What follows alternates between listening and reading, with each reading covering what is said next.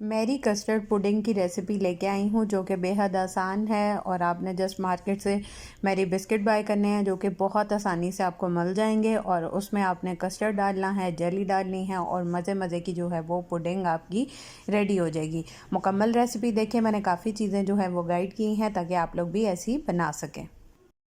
बिस्मिल्लाहिर्रहमानिर्रहीम। अस्सलामुअलैकुम। हुज़ैफ़ा's किचन में सबका वेलकम है।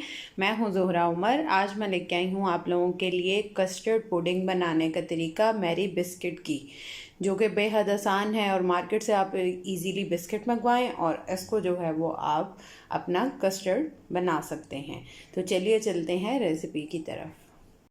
जी, तो सबसे पहले मैंने लिए हैं 2 टीस्पून शुगर, चीनी और 1 कप जो है वो गर्म पानी। बिस्मिल्लाहिर्रहमानिर्रहीम।